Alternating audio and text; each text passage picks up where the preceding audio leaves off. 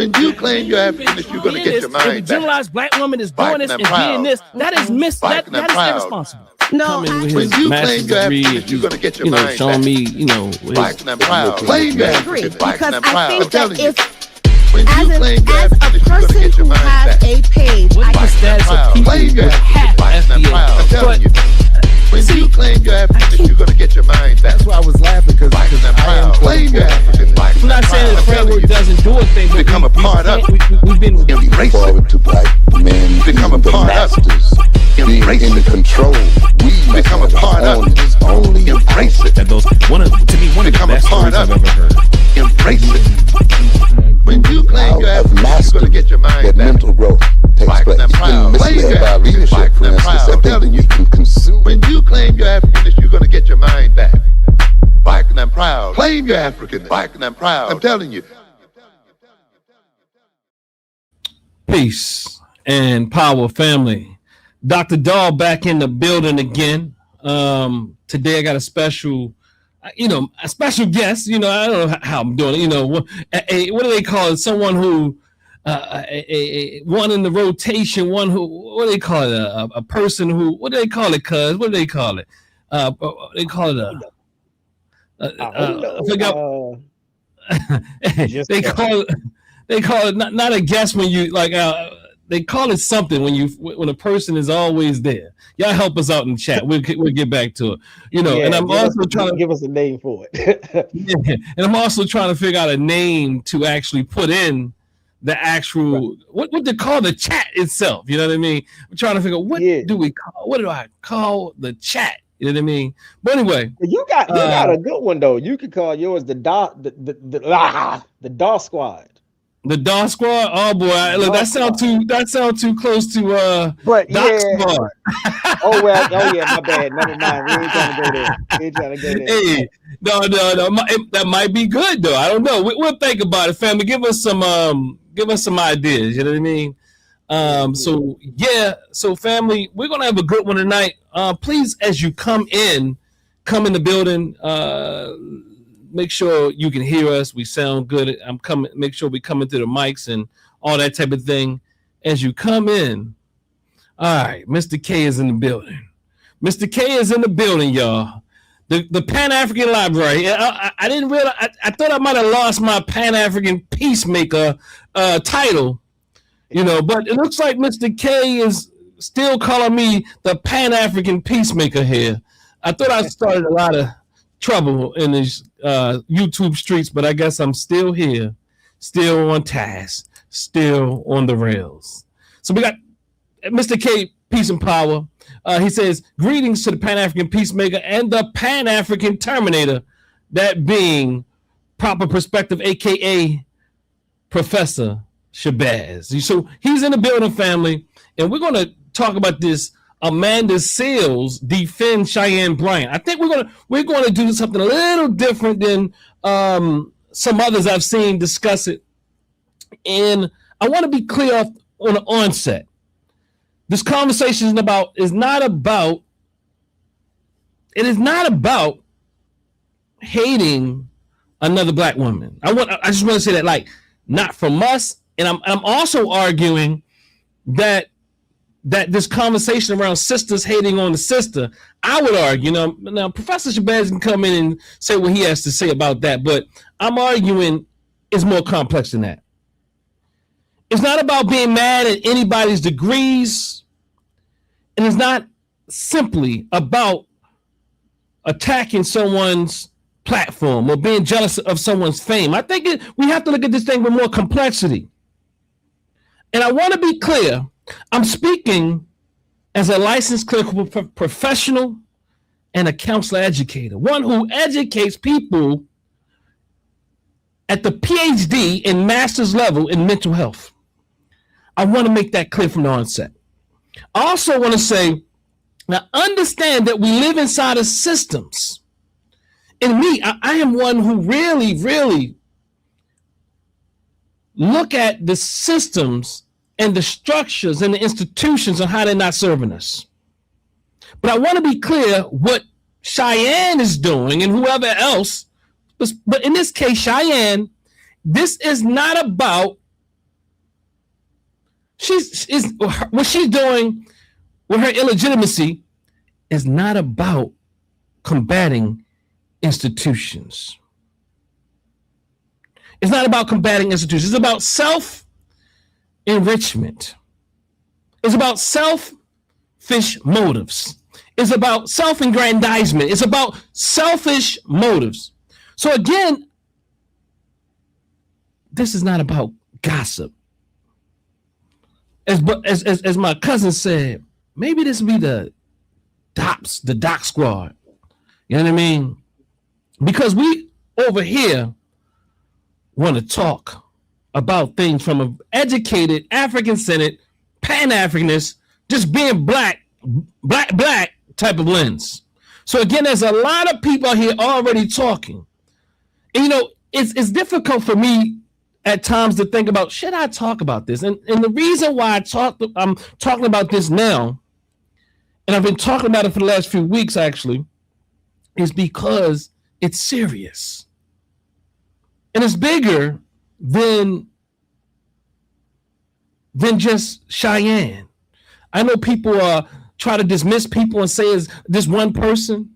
I know it's bigger than the system itself. I mean, I'm saying this is a part of the system that have us oppressing one another. Peace, brother Jadorian.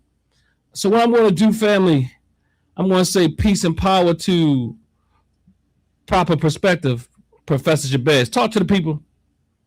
What's going on, everybody? How y'all doing? This is your brother Shabazz, Professor Shabazz. Sometimes I'll piggyback a little bit just to say, you know, because I as well have been talking about this subject and these incidents for a few days, and I want to say, at least from my perspective, from the outset, you know, I'm not just like my cousin said, you know, I'm not here. I am never here to try and talk down on a black woman. This is not about trying to put Cheyenne Bryant in a bad light. You know, I mean, she sort of did that on her own. It's not about, you know, now I will say, you know, I will be discussing a little bit why anybody would try to stand up and rubber stamp someone who is, you know, someone who chooses to entangle themselves in a web of deceit. And so, you know, that might be like a little pot shot towards Amanda Seales. But this is really about what people believe, what the community believed when Cheyenne introduced herself to the world or to the community. And yes, and why somebody like Amanda Seales would stand up and rubber stamp and co-sign her for what she did, knowing what she did. And so that's part of, you know, what I'm saying, because I will say, like, I was taken aback when I saw and heard Amanda Seales' support of and her downplay of the damage and the harm and the lie and the deceit. And for her, and even I would say, you know, for her to say, you know, I don't care. And I'm like, well, you know, you may be able to afford not caring, but the community can't afford to not care. And that's, so, you know, that's what I'm trying to bring to bear tonight. I'll leave it at that for a hot second. Okay, I appreciate that. Yeah, definitely. Because so we're gonna go ahead. We're gonna get into a few things, and I just kind of, and please stick with us. We're gonna try and knock this out. But think of this channel as a lecture hall. You know what I mean? Think of this channel as a lecture hall. So we want to show you details. We want to show you conceptualizations, perspectives, and you can't do that in 15-minute, 5-minute, 2-minute clips. You know, when I think about what I'm doing here and what we do in African-centered and Black-centered and conscious spaces, why am I on the internet? I mean, I had to really think about this. I was talking to my dear brother earlier I'll just say Tahaka Bay, and I was speaking to him about, YouTube. I think for many of us who find ourselves in African-centered communities and African-centered spaces, we don't necessarily always want to go on here. You know what I mean? It for various reasons, and some reasons that are to be considered. Some reasons that are to be considered. But I hear people saying some interesting things. And I want to be clear from the onset. This is a post I wrote. I said, I know we are tired, but we should learn to differentiate. Some people say, I'm tired of Black people fighting one another. That's what we say, family. I'm tired of Black people fighting one another. Often, this is followed by statements like, go fight the system. What we don't realize is that some people who look like us operate daily on behalf of what we call the system. We don't realize that when we say things like that. Understand that we're tired. But when I think about Dr. Bennett, they went to the people. When I think about Dr. Clark, they went to the people. When I think about what happened in major cities, namely what happened in New York, 125th Street, and different places like that. When I think about those freedom fighters, they went to the people. And we must know that a major portion of our people are on the internet and being misled. This isn't the first time I said this. I'm saying that we must also go to the internet. See, a lot of us have found ourselves in lecture halls, including myself, and we need to be in there as well. But we also got to go where the people are.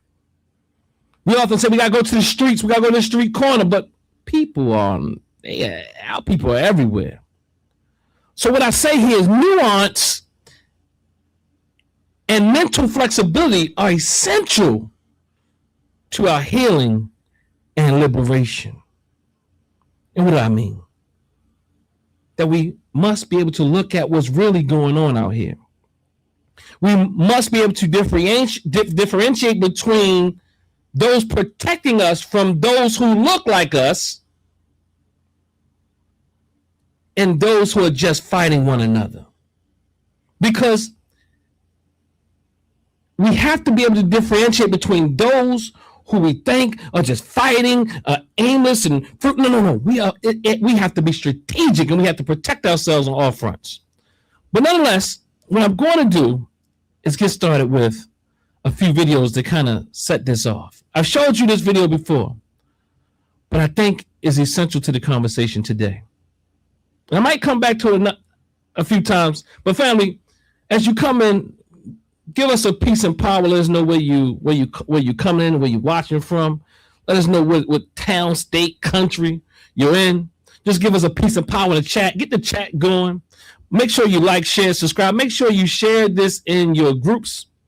This is going to be a pretty, I'm going to say, powerful build with me and Cuz. So let's get started with this.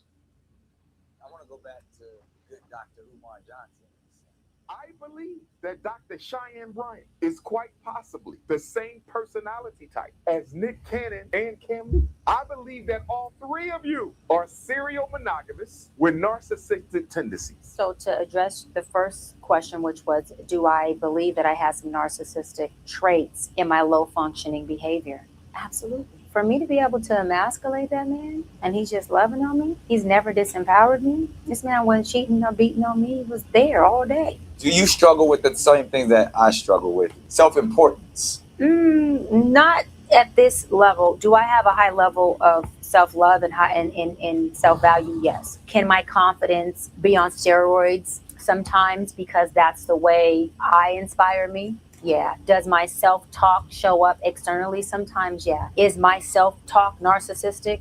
Abso-fucking-lutely. I want to go back to good Dr. Umar Johnson was saying. I believe. So go back to good Dr. Umar Johnson was saying. I believe that's Cheyenne. Cheyenne Bryant is quite. That is Cheyenne. What are you laughing at, cuz? What are you laughing at? Hey, you know, well, okay, I got a question for you because I'm like, I've seen that clip and whatnot, and I'm like, would it be wrong of me to be concerned if my quote unquote counselor, if my quote unquote therapist, if my quote unquote I don't know, well, life coach uh, is openly claiming their narcissism?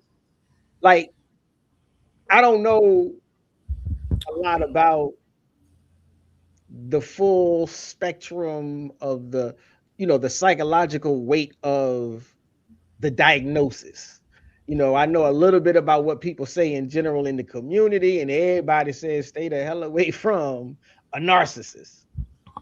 As far, like, if that's the prevailing community perspective that narcissists are bad, narcissists are trouble, you don't really want to attach yourself to a narcissist, then I'm like, well, so we got a therapist saying that she very much has these narcissistic tendencies.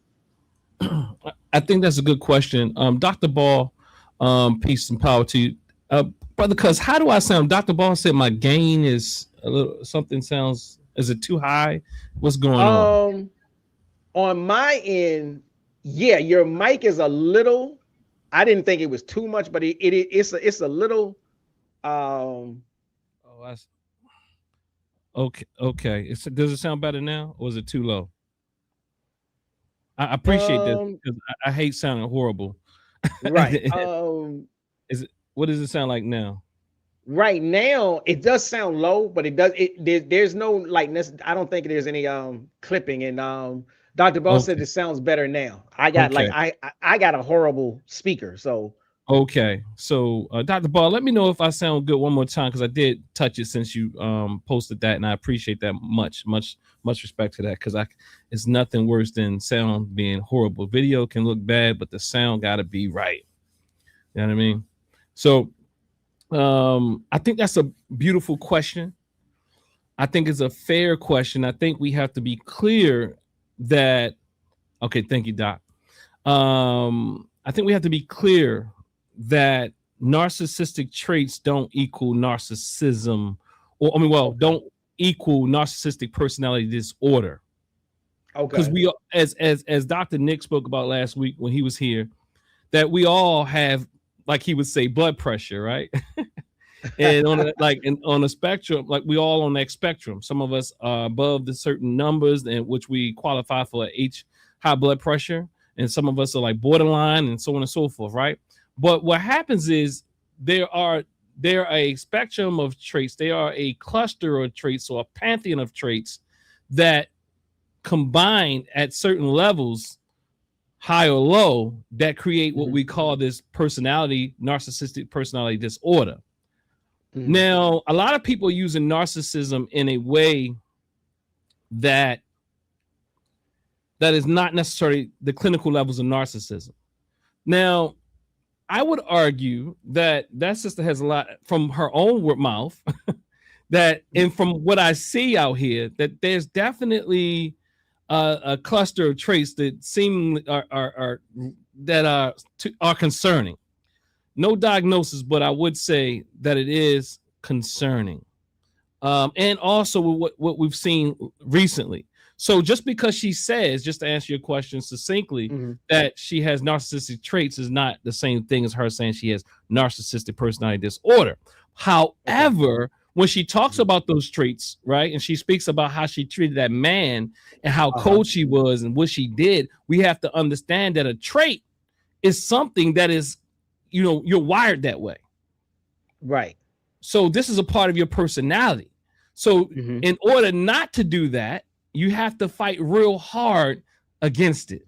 So if she is saying that she's treating someone like that and he didn't deserve it, you should raise your eyebrow, because in essence, she will have to do a lot of work not to continue that type of behavior. So personality in essence is the way that you think, feel, and behave. So there's a pattern there's a pattern of thinking. There's a pattern of the way that you feel, emote, the way that you feel about how you think and then behave as a result. And it all kind of intertwines. So what we have with her is what she calls, from her self-diagnosis or her self-assessment, quite like we'll see in this next clip, that she has narcissistic traits. Now, all of us to some degree have what you can call some level of narcissistic traits, but I would tell you what could be considered narcissistic traits, or I don't even know if I can say all, but what I will say is many of us, right? And so, for example, okay, if you just had one trait that is like you're very grandiose but you weren't cold, and you weren't you didn't have illusions of grandeur, and like all these other things going on, like it will form a totally different person. That person just gets on your nerve because they're so grandiose. They're like, okay, all right, brother, stop talking about yourself. But he wouldn't hurt a fly, or she wouldn't hurt a fly. But what Dr. Bryant is saying here is that she basically has hurt people due to those traits. And I was arguing, what I'm going to say again, just to close it out and turn it over, is that basically she has to fight against that, because it's so easy for her to do that. If you saw the video that she put out yesterday, with with her on a boat, and she said, "I'm pretty as F." What's the rapper's name? I don't know the rapper, but what's the Latina rapper? Cardi B. I think it's Cardi B song or something. Yeah, she said, "I'm pretty and petty as F. I'm pretty and petty as F." Now I think she was on a boat, and she was showing her body, right? Now she had filters on, but her body nonetheless is pretty chiseled. You know what I mean? I mean, really chiseled. The filter smoothing on out, but definitely she was sharing with you, "I'm pretty and I'm petty as F." Right. Which is also consistent with some of the things that she spoke about. And people with narcissism definitely utilize, and that's why I'm saying this whole pretty privilege is a whole different thing, because people with narcissistic personality traits or disorder, even, they will utilize that. They will utilize any type of trait, anything that they have at their avail. And if they are handsome or beautiful or whatever it is, they will utilize that and weaponize that to get to where they want to go. And one of the things I often tell people are like, well, they changed. No, I keep telling you, we have to learn more about personality than what we think.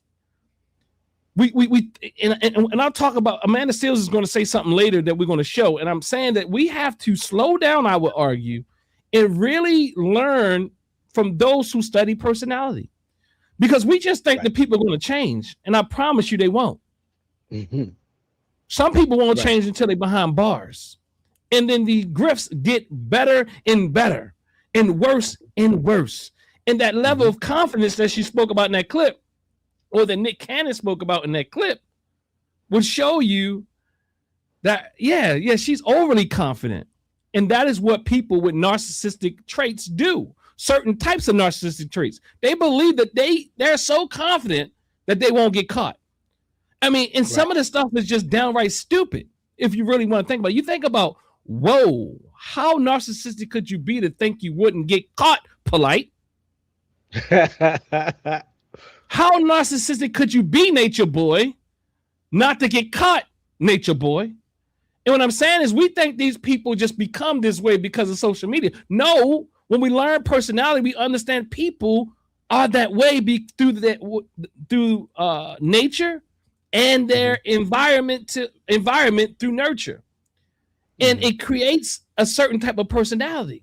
These people knew what they were trying to do, and people with narcissistic traits or certain narcissistic traits or narcissistic personality disorder, what they tend to do is they look to be successful. That's why you find a lot of times people in powerful positions are narcissistic. That's why you find that these people who find themselves in high places in academia, the corporate world, wherever you go, their whole agenda is to find power, to be powerful. So they scheme to be powerful. So people say people like some of these social media influencers, you know, these social media influencers are very strategic in obtaining power. It's not by happenstance. It's not like they just became that and then they all of a sudden flipped. No. She utilized and weaponized everything to get where she wants to go. That's why we want to talk about this today. Amanda Seale defends Cheyenne Bryant. It's just not that simple. But let's get to it.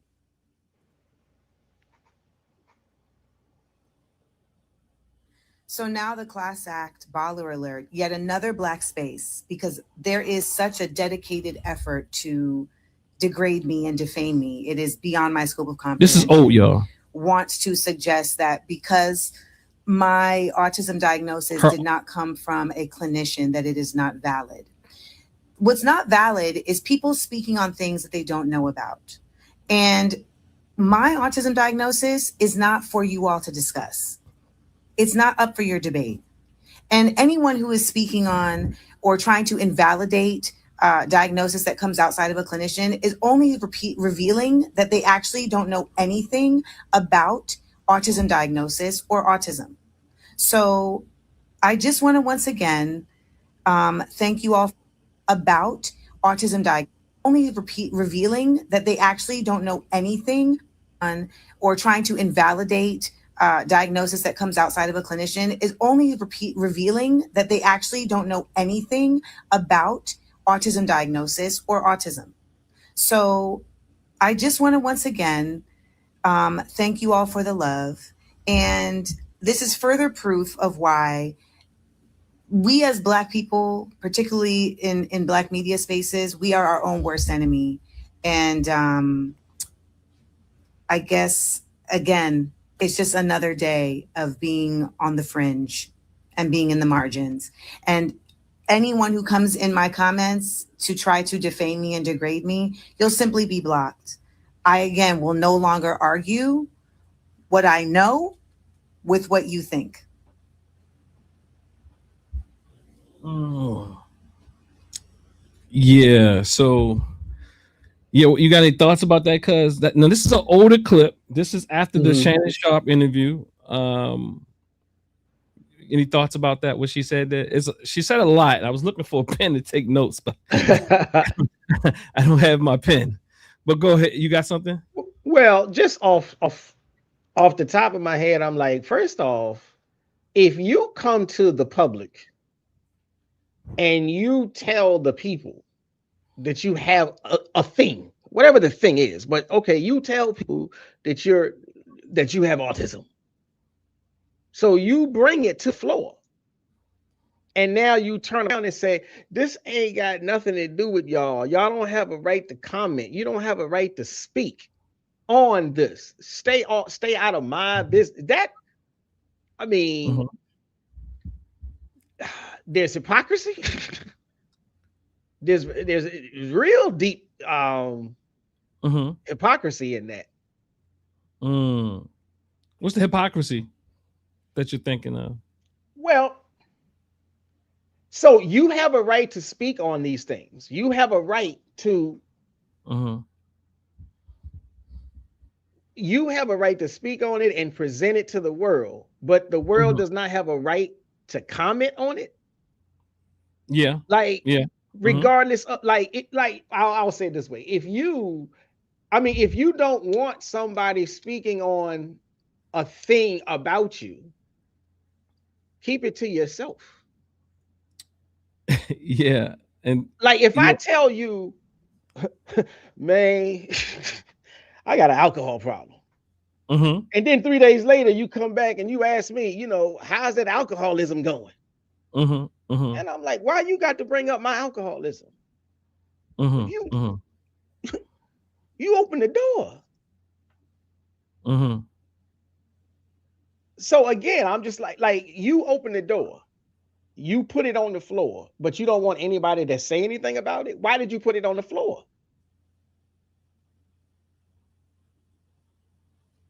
Yeah, I agree with that. And she says so much here, right? I mean, again, I don't have my pen, but one of the things I noticed is I agree with what you're saying here. As a celebrity who talks about everybody, I mean, I believe she's a celebrity of sort, right? I mean, she made it on Shay Shay. I mean, I think the first time I heard about her when she was on Club Shay Shay. And I mean, I've seen her do some great interviews, including with Dr. Ball here. And I've heard her say some very powerful things even. Now, I don't know much about her, but I will say that there's a bit of deflection going on here. Mm-hmm. I would also say that she's very black and white in the way that she thinks, but maybe it could be, she said, blame it on autism, as one of my nieces say. She said, blame it on autism. Maybe you can blame it on autism because, I mean, there's strength in being on the spectrum. There's definitely strength, and people show up in different ways on the spectrum. So this is not about this cookie cutter way of looking at people on the spectrum. One thing I will say is that people on the spectrum, autism spectrum, is that many times they see things in a very literal sense. There's differences, of course, but they see things in black and white many times. Now, let me also say this, that just because you are on the spectrum doesn't mean that you don't have any narcissistic traits. It doesn't mean you don't even have narcissistic personality disorder. Because what happened is, to be honest with you, see, she self-diagnosed herself, and then you have Cheyenne, who gave her symptoms or traits, probably from her. I don't know, maybe she saw a therapist, but let me just say this. The fact that they both are speaking about these traits, because autism has plenty of traits or symptoms or whatever you want to call it as well, but it's very difficult, let me just say that, in clinical practice to really diagnose autism in adults. Let me just be very clear. They have been missed. Adults have often been missed. Now, I'm saying as a clinician, it is very difficult to even diagnose a personality disorder. So I'm not going to just say someone has the full-blown personality disorder, but they are admitting to certain traits. And also this sister here admitted, well, she self-diagnosed herself, I believe, but so much so that she says that if you know anything about autism, or that to invalidate it or something like that, she said, to just invalidate it means you know nothing about autism if you invalidate it because you said it didn't come from a clinician. Now, I think that's a very black and white statement, which could be consistent with the autism or that she says she has. But I don't think that, see, again, I know very powerful, very intellectual, very smart people on the spectrum that wouldn't even say anything like that. So then it warrants the question, what is going on with Amanda Seales here? And why is she all of a sudden a celebrity now, seemingly gaslighting people for questioning her self-diagnosis? I mean, especially if the reason why she's saying she has is because the way that she relates and engage or with people, because there's this social deficit that happens with people on the spectrum. Especially when you're talking about, I would imagine what she's talking about is high functioning Asperger, what they used to call Asperger's, right? With not any intellectual deficits, meaning that she's intellectually there's no struggle, there's no deficit intellectually, but there's these social things that kind of impacts her. But it's also common that with people on the spectrum, again, it's a variety of ways this shows up, is that they are very, let's say, focused on the details and miss the big picture. Very focused on the details. And I'm saying that maybe just perhaps her self-diagnosis, might be accurate. I'm not sure. I'm saying that she self-diagnosed herself because it looks like she's missing a lot out here with what we're talking about today. Amanda Seales defends Cheyenne Bryant. Now, I'm saying that I'm not suggesting that she is accurate about her diagnosis, because I think there's some other things perhaps happening with this dear sister with her level of defensiveness. I mean, but it's not uncommon that if someone experiences autism or any other type of neurodivergence, that they actually become very defensive. Because growing up your entire life and feeling different can create a certain level of defensiveness in people. Because you can live your whole life and try to figure out, why don't I fit in? Why don't I feel like I belong? Why do people think different than me? Why are people looking at me like just looking at me like I'm different? Or, just in general, it can create a very sensitive nervous system, or vice versa. The research of this, or the, let's say, the literature would say that neurologically the nervous system sensitive, or did the sensitivity come from not the sensitivity, but the defensiveness come from growing up and feeling different, or vice versa? Because I mean, there's superpowers in it, to be honest. And when I say superpower, I'm not going metaphysical. I'm saying that there's definitely some strengths in being any of it. Deficits in self-regulation, emotional regulation, all that. Yes. So let's go to the next. Let me see what I got next. I think I'm okay. I see what's going on. So this sister, I just thought she was funny. So let's see what she says. Cheyenne Bryant and Amanda Seales, both are people who have diagnosed themselves with shit that they ain't got no business diagnosing themselves with. Cheyenne Bryant done diagnosed herself with a doctoral. Amanda Seales diagnosed herself with autism because she's scared that if she actually goes to see the lady gonna tell her you're psychotic. As a matter of fact, you have an extreme level of narcissism. You're psychologically unwell. You have no empathy for others unless it's you. She don't give a damn. Cheyenne Bryant was on my podcast. Yeah, your podcast is for entertainment. Yes, it could be informative, but at the end of the day, it's for entertainment. That's what this shit is for. It's for entertainment. First and foremost, if you get some education, great. But judging by all these clips from all these different podcasts that Cheyenne Bryant was on, what was so brilliant about her being on yours? For those of you who want to hear Cheyenne Bryant's brilliance or her being incredible on Amanda Seales' podcast, here is a clip. So I'm not saying the sister's correct.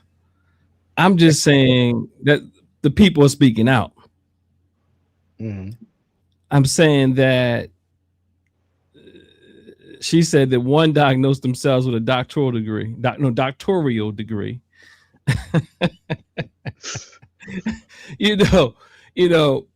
And again, the other diagnosed themselves with autism. Pro woman said Jesse's. Okay, I just found out about who this sister's name is. Jessie. I'm assuming.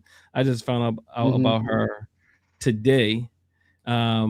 Both of us remember her last name was Wu, I believe. Yeah. You got something? It sound like you about to say something. Well, I'll say a couple of things. It is a funny clip. And I like what pro woman said. She's making good points, but some of it applies to her too. It's partly why I was like, okay, I got to be careful what I'm saying, because I'm not trying to, I'm not trying to assassinate her character or anything like that. But I will say, again, if I go back, let me go back a little bit first. If I go back to what Amanda Seales was doing, and so I'm like, to declare your own diagnosis and then to turn around and declare that, you are protected from analysis. You are protected from critique and criticism about this diagnosis. I'm like, if you are a scholar, like she tries to claim that she is, if you're being an honest and legitimate scholar, then you know where your expertise lies and you know where your expertise does not lie. And you wouldn't necessarily venture into uncharted territory. If I'm an expert in history, I'm not going to tell you that I can, I'm not going to act like I have these abilities in mathematics, vice versa. And so I'm like, again, that's part of why, I have a problem with her, or it may be why I was like saying she seems a bit hypocritical, because she wants to hold these high standards, but then she'll let them go in a heartbeat. But in reference to what Jessie Wu is saying, again, yeah, she notices that both of them, Cheyenne and Amanda, they're operating on this, this self-diagnosis authority, and they're trying to use it in a way that, if it can help them, they use it, and to boost and elevate themselves. But if criticism comes, then they use it as a shield. And so I'm like, you declare yourself to be the expert. Nobody has checked you. Nobody has verified you. You act like you're the expert, and people believe it because you sound like you're an expert or you have some kind of expertise.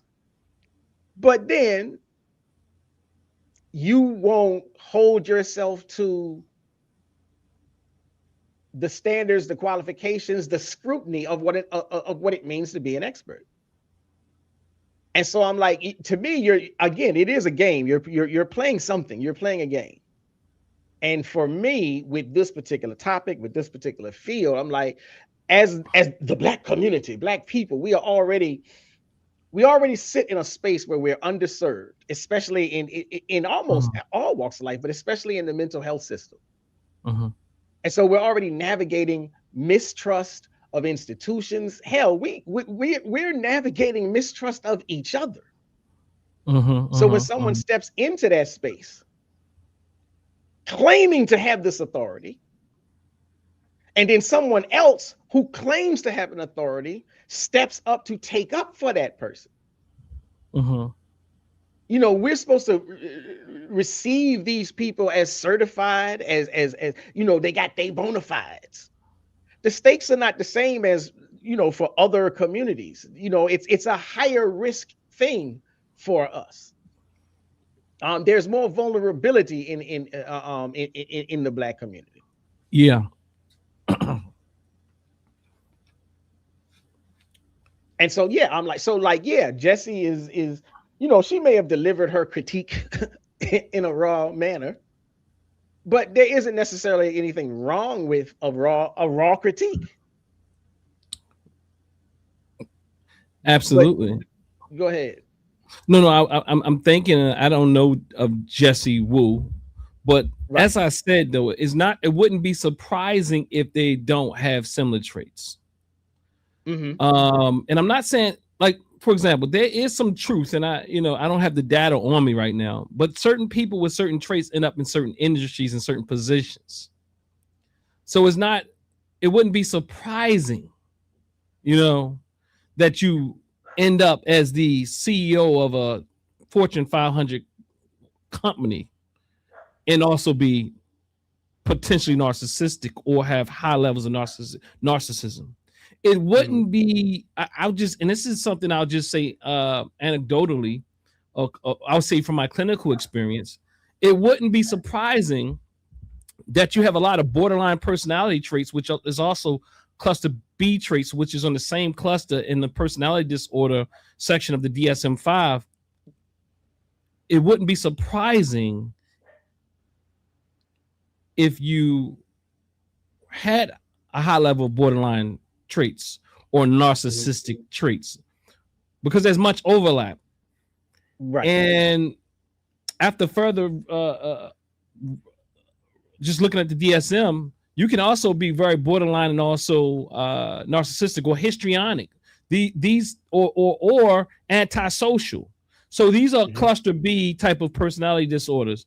I'm trying to figure if I'm thinking about all of them now. Antisocial, borderline, narcissistic, histrionic. I think they spoke about getting rid of histrionic, but it's a lot of and these traits kind of cross over where people are very dramatic. You know what I mean? So a lot of people from my clinical experiences who have these type of traits are also those who are the thespians. I'm not saying all thespians have these traits. I'm just saying that a lot of people who are very dramatic and I think they actually call it the dramatic type of aspect of is a very dramatic and emotional and dysregulation. And see, a lot of narcissists can many times regulate their emotions or at least close them off. Mm-hmm. And what I mean is they can kind of compartmentalize these things, or people with narcissistic traits. But also people with borderline traits, a lot of times they're very dysregulated, you know, but it doesn't mean you can't have both. But nonetheless, what I'm saying is there's more than narcissism that's going on in the world. Okay, family. The thing is, why I think that narcissism is so prevalent because it became very pop. And also, mostly when you think about a narcissist, you think about a man. So if you're going to blame something on somebody, you're going to blame that they're narcissists. But again, as I was saying earlier, a lot of people that's autistic, and it's very difficult to tease out whether somebody is borderline at times, whether somebody is autistic at times, or whether somebody is narcissistic or antisocial or what have you. You know what I'm saying? Because they kind of all look alike if you're not a trained clinician. So for Amanda Seales to say like, well, if you don't know anything at all, if you're talking about autism, if you invalidate or you think it's invalid just because I didn't get the diagnosis from a clinician. And what I'm arguing is that it is very difficult for trained clinicians to come up with that diagnosis.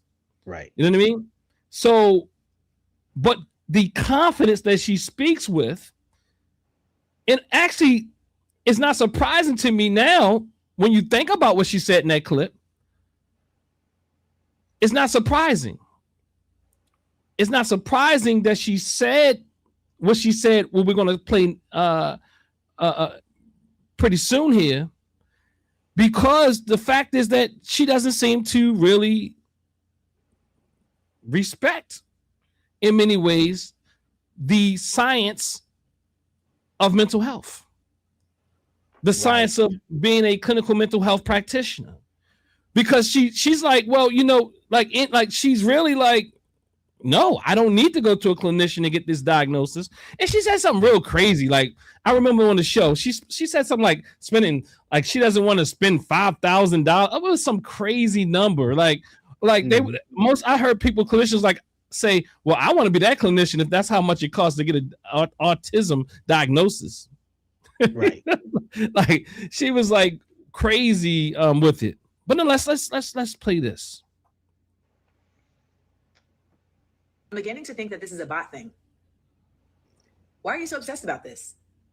Like, okay, she lied. I can see if she lied and like harmed people. Well, again, family, this is beginning to think that this because this is, I don't know if you want to set it up, but this is what's the sister's name again? Amanda Seales speaking. Yeah. This is her protecting Cheyenne Bryant. At least this is what people have been kind of speaking about over the last few days. And again, family, like this video, share this video. And I think it's essential that we talk about these things from a Black-centered perspective, from an African-centered perspective. Like a lot of people are talking about things, but also from a clinical perspective, right? People also from a historical perspective, you know, but really from an African-centered perspective, a Black-centered perspective, because our voices are often not out here like that. Right. You know, everybody else is speaking, you know, like we like, don't waste the time. Don't waste the time. If you don't speak, or we don't have any representatives speaking for us, or from a more clearer vantage point, then I think we are wasting the time. So this is Amanda Seales speaking about people who she believes are doing too much as it pertains to Cheyenne Bryant. I'm beginning to think that this is a bot thing. Why are you so obsessed about this? Like, okay, she lied. I can see if she lied and like harmed people, but she was on my podcast and she was brilliant. I think it's fucked up that she lied.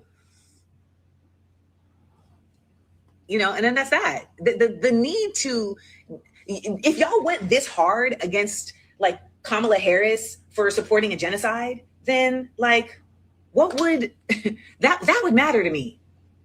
I don't have, there's no match. I don't need to have some type of debate with Cheyenne Bryant. At the end of the day, for some reason, she felt like she needed to lie about credentials. I don't know why. I think part of the reason is because we live in a world where we act like credentials is what determines somebody's effectiveness across the board. And in some respects, it is absolutely necessary. And in her respect, it actually wasn't necessary for her to do the work that she does. That being said, I just don't care. I don't care. She was on my podcast and she was incredible. I don't care. I think it sucks. And I think it was not smart. And I think that at the end of the day, there are people who work really hard to get doctorates. There are also people who call themselves doctor when they get an honorary doctorate. And I don't think that's much different. I don't think it's much different. Maya Angelou was walking around calling herself Dr. Maya Angelou. She didn't complete a doctorate. Stop. You had another shot. Maya Angelou was walking around calling herself Dr. Maya Angelou. She didn't complete a doctorate.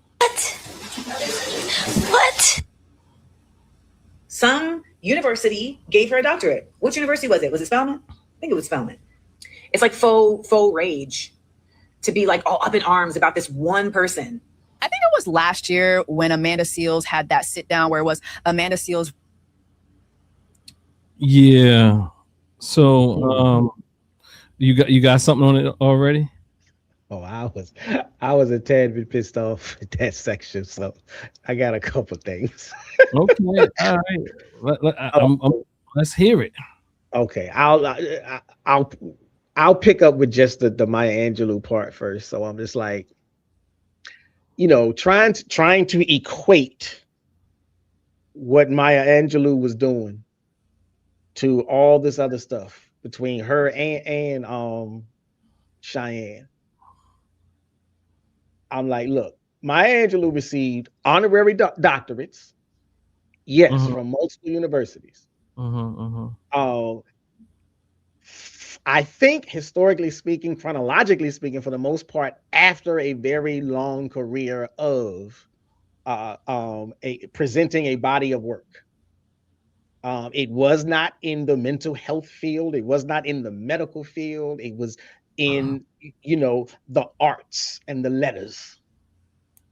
Now, the granting institutions, you know, they were named publicly. Everybody knew who they were.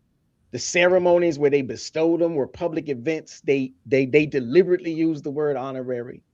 They deliberately impressed upon you this is symbolic recognition, not academic completion.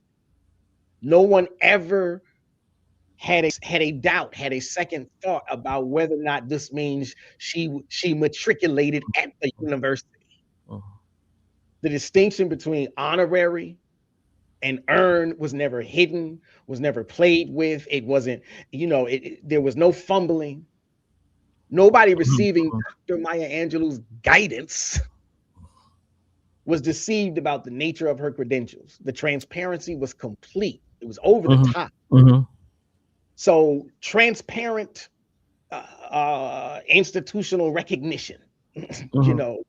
Now, the controversy around Cheyenne Bryant is not about symbolic honor. She didn't, you know, it's about whether or not clinical and academic credentials, the kind to tell audiences, I completed formal training in a regulated field that qualifies her to guide other people in their psychological journey of well-being.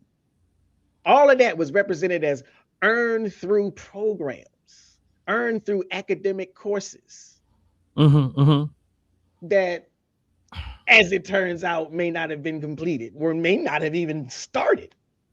And the audience is receiving her guidance. No one was ever told that her credentials are symbolic. They were led to believe that she walked down a very real verification pathway and that she completed it. Right. And that she stood out as stellar in that journey. And so I'm like, and and you'll probably play the clip later. Just the idea that even Amanda Seals, because you know, in the other Shay Shay clip, she bigs up herself. Don't give it away. Okay. I'm building up the case now. I'm building up the case. I'll pause right there with the Amanda I'm building Seals the case. defense. I'm telling the people. Yeah. Don't. Yeah. Anything else on it though? I think I had something else, but let me think about it. Well, go ahead. I'll say, well, I agree with what you're saying. You know, like even just looking at it historically, when we're speaking about honorary doctorates, right? Mm-hmm. And her saying, like, again, like you said, that is something that, like, I think that's scuttlebutt. Let me just keep it clinical. So like what I mean, that's a clinical term today. And that's something one of my professors used to always say when they didn't use a clinical term in class. So let's keep it clinical. I think that the fact that she would throw Maya Angelou, of all people in here, you know what I mean? Like, who received the honorary doctoral degrees, and compare those, like either you're having a deficit or something's not happening. The wires are being crossed.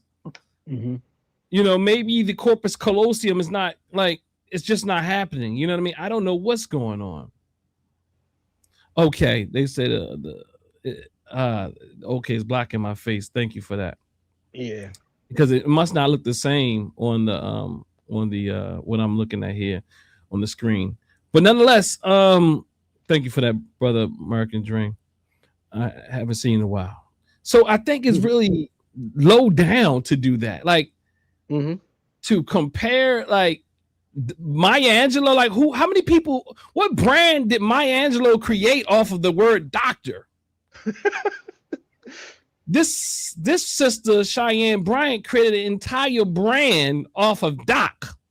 She got the doc squad. She has doctor chains of all flavors. You know, she gave the high five, Dr. Cheyenne. That's right. I'm sorry, sister. Give me the handshake. She did the whole thing. Like, and the thing is, the fact that people continue to take lies is not a major problem in our community, is a major problem in our community. Like, that's a major issue. Like, you're sitting here and acting like she said a lie that was just like, oh, I liked your food. Like this is a major lie here. And then it's not just one lie. It's a complex entanglement of lies. It's a litany of lies that are entangled to create a narrative that is untrue. So if a person, see, that's what the problem is. I say we don't understand personality. When you see a person who can create narratives that are so false, these are plotted out, and this is a scheme. And somehow you think that it's not anything deeper than that. You haven't learned yet. And again, that's why I'm saying, maybe, sister Amanda Seals, there's no way you should be giving yourself a diagnosis or self-diagnosis, because you can't see the scheme in this. In fact, perhaps you do. I don't know.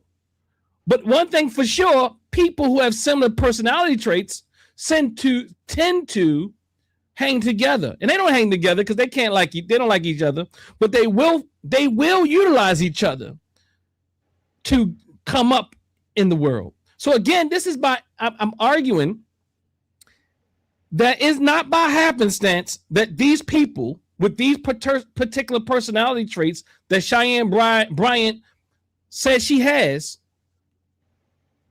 plot, scheme, organize, put themselves in situations and positions to get into powerful situations. Even if she was, we got to think about it. Even if she was or is or was running for the mayor of New York, I mean not New York, LA. LA. And she knew she didn't have a flying chance, but that is publicity. That is a resume piece. That does a lot of things. It allows her to go on the show with Mark Lamont Hill. And Mark Lamont Hill, I'll tell you, one of my critiques of him is that he always act like ain't nothing going on when it's right there in front of his face, including Umar Johnson. He knows better. I mean, but, you know, I can't hold him accountable for how he does his thing. But what I am saying is, from my critique of Dr. Lamont Hill, is that he knows better. Now, he going to do things his way, but I am arguing that he knows better. And he see what Umar is doing. He knows something's fishy about this sister, but he positions himself in a way that he doesn't have to deal with certain things. That's okay, but for whatever reasons, I don't know if I want to say it's okay. But unless this sister says that she was brilliant when she came on her show, like that is the utmost deflection. That is the utmost gaslighting. Like you're telling me this person is lying in our faces, and well, she was brilliant when she came on my show. What? I mean, I think I agree with Umar. Cheyenne, what's the guy named the guy who has the show? Nick Cannon, Cam Newton. But I think you got to throw this sister in here, Amanda Seales, as well. Falls within that personality cluster. Mm-hmm. You know what I mean? That they fall in. There's traits there. Because why would you even say that this person was brilliant? It's kind of like just keep it a buck. Like that when I have to critique it because I had to critique my sister, Dr. Mayat, for coming on the show knowing Tariq Nasheed is causing all types of hell in our community. But come on and talk about Tariq treat me nice. See, it gives me very similar vibes. Mm-hmm. It gives me very similar agenda. It gives me very similar, like, what are you doing here? Why are you saying that? It's unnecessary. Oh, she's brilliant when she came on my show. I don't care if she's lying, hurting people, falsifying documents, acting like she's a therapist when she isn't. Well, of course she's going to say, well, she wasn't acting like, well, apparently she didn't look at her enough to make an opinion, an educated opinion. Because Cheyenne definitely did not correct people when they call her a therapist. She did not correct people when she called herself. She didn't correct herself when she called herself a therapist. She didn't correct herself. Like, it doesn't matter. She's trying to create a narrative, a picture, or a image that she is something more than a life coach, even though she might call herself a life coach. The fact that you call yourself a psychology expert, and a life coach it's clear that you're trying to call yourself something more than a life coach. Because if you were only trying to call yourself a life coach, you would just say life coach, period. But before you even get to the life coach, you say psychology expert, which people could challenge her with the board and all that type of thing. But as I was listening to attorney sister earlier, like, she's not a board member. She's not credentialed. So how much can they do? She said it perhaps could be a misdemeanor in LA. So even frauds like her know that even if she gets caught, many times, that what's the consequences? The riches, the fame, the attention, because a narcissistic person, not diagnosing, but those with traits and the diagnosis, they don't care what type of attention they get. Let's be clear. They would like it to be favorable, but even if it's unfavorable, they just want attention. Mm-hmm. Trump does not care what type of attention he gets. He just wants attention. Mm-hmm. I'm going to say, throw Umar in there. His traits are screaming. He don't care what type of attention he gets, but he just wants the attention. Cheyenne does not care because she was a doctor. Now she back on the boat, thotting. Excuse my language. She don't care because she just want to be famous. That's her whole agenda Like Umar is very clear that Umar just wants to be famous. He doesn't want to be a psychologist. He just thought he could be a famous psychologist. Who goes to school for over a decade to just get on YouTube and never get a license? Never to really practice therapy. Look, Umar is not a therapist. Umar is not nobody's clinician. Umar is nobody's counselor. Umar's none of that. He does not have the credentials to do that. So that is why he creates this term, not created. I'm sorry, he didn't create the term, but he misuses the name of his degree, which is a doctor of psychology, and then he goes by that. That is not his title. That is the name of the degree. I keep telling people, just like I have a doctor of philosophy, that is not my title. I'm going to go around saying I'm a doctor of philosophy. Cuz, what kind of degree do you have? I got a master's degree. One of them. I got a master's degree in English. A master's of what though? Master of Arts. Okay, so Umar calling himself a doctor of psychology is tantamount to you saying I'm a master of art. Exactly. So he uses his degree to give you the idea that he is one. That strong word called doctor, that's a strong word. Mm-hmm. And you have to be very clear, and you have to differentiate between doctor of what. Doctor meaning first and foremost that you're not a medical doctor. And then secondly, then you throw psychology on there. Now you put doctor and psychology, people, their brains say psychologist. They say that you do something that is clinical, doctor, and that is the confusion that I see here as well. Because in the mental health realm, it's a different type of degree. See, even if it's a PhD is not just an academic degree.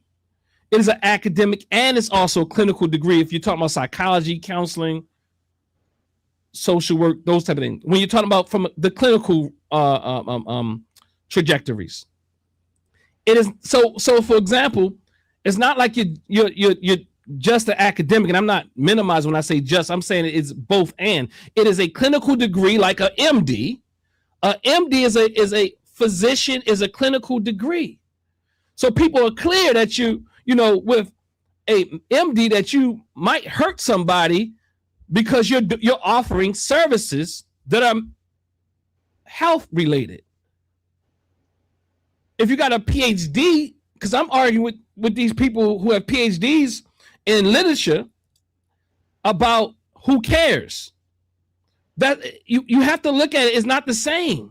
When you had a PhD or a master's degree in some clinical field, that's all types of stipulation, especially when you have licensure that goes with it. So anyway, cause what you need to go do and start calling yourself a master of arts. Just like I'm just gonna start saying I'm a master of science. And I'm a master of science, and I'm a master of science and a doctor of psychology. I'm sorry, a doctor of philosophy. Oh, I'm a master of science and a doctor of philosophy. That sounds pretty good, doesn't it? It does. Let me tell you. I got a personal anecdote because I was gonna bring this up. When I was in the program, when I was in the master's program, me and some of my friends, we sitting around and we was talking, just regular, just kicking it, shooting the breeze and whatnot. And somebody in the group was like, you know what? Once we finish this degree, once we finish this program, we can call ourselves masters. Now, at the same time, or at that particular moment, the conversation veered into whether or not we even wanted to use that term. We were sitting around all being all pro-black and Afrocentric. The master is, that's the plantation. Hold on now, bro. But okay, now we put that to the side and we was like, yeah, masters of literature. I'm gonna call myself a master of English, or I'm a master of the language. And back then, we were still in the middle of the program. We didn't know one thing from the other. We thought it was clever. We thought it was funny. But our professors heard us. And, so our professors was coming over and they was like, listen here, you ain't finished yet. And before you finish, you're going to understand that's not the convention. That's not how we do things. You don't get to decide what your credentials mean or how you or how it is titled. You know, they were like the institution, the field, the professional community has already made those decisions. Now, yeah, you can have some enthusiasm about what you achieved. You can beat your chest, you can pat yourself on the back, and nobody's going to take that away from you. But what you achieved, your enthusiasm about it doesn't override you know, the established naming conventions that exist to communicate very specific bounded information to the people who receive it, because your titles are not so much about you. They're not really for you. They're for the community. They're for the audience. They're for the people that you are supposed to be helping in whatever way that you're going to be working with them, so that they know exactly who they are dealing with.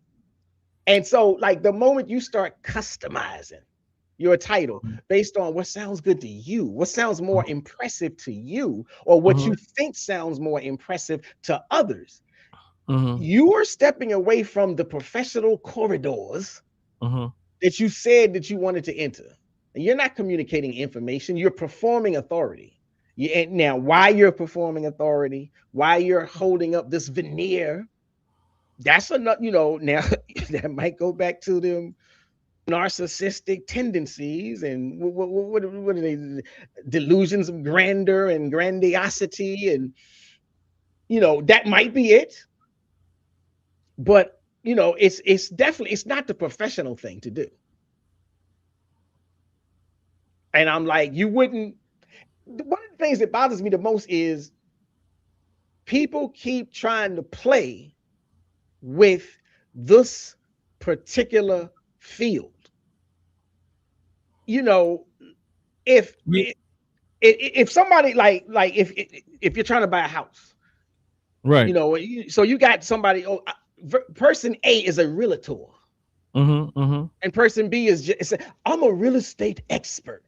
Now, I kind of hope people already know, but if they don't already know, one of those persons can get you in a world of trouble and will never have any accountability. Both of them could get you in a world of trouble. But a person who's a realtor, you know, they are the licensed real estate agent. They are the dues paying member of the National Association of Realtors. They are bound by a code of ethics, and they are subject to discipline. So they have something over their head if they do wrong. But the person is just a real estate expert. I have extensive experience in property transactions. They gonna sell you the Brooklyn Bridge and leave you hanging. Somebody gonna be knocking on your door talking about, you just bought my house. Right. And you will have no recourse because there's nothing anybody can do about it. They just a wild cowboy. And so what I'm saying is, for the most part, people seem to act like they understand the importance of official documentation, the importance of licensure. When it comes to almost everything else, they want a licensed and professional real estate person. They want a licensed and professional. They want teachers in the classroom to be licensed and professional. But as soon as we get to mental health, hey, I diagnosed myself. I know what it is, and I can help you too. Absolutely, absolutely. And that stigma, you know, it's already a stigma in our community around mental health. There's also there's I would argue there's a lot of trauma that has people look past, you know, what actually is required to become a trained mental health professional. And I think with that, what I like to do is play another clip really quickly and move through. We want to move a little bit more expeditious so we can get through a few more of these clips. And let's see. Do the work that she does. That being said, I just don't care. And I think one of the reasons why a lot of individuals will say it's not that deep or state that it's just entertainment is because, one, you think mental health in psychology is just folk wisdom, and it's not, it's a science. And two, you guys are very insulated from the field that you claim to be discussing because you don't work in that field and you haven't in quite some time. But as someone who walks into the offices and sees the clients and goes to the talks and does the community programs, we are struggling. And in these little entertainment only pieces that are spreading misinformation, you're doing more harm for the Black community than you know. And the reason why you don't know is because you're so insulated from the Black community. You just sit in front of these mics and you make all these money and you do all these Patreons and you wear these crazy hats and you do all that. But I would actually say I don't see these kind of places as pro-Black. I don't.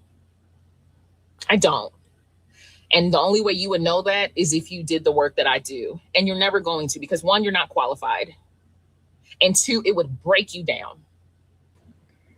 I don't care. She says she don't care.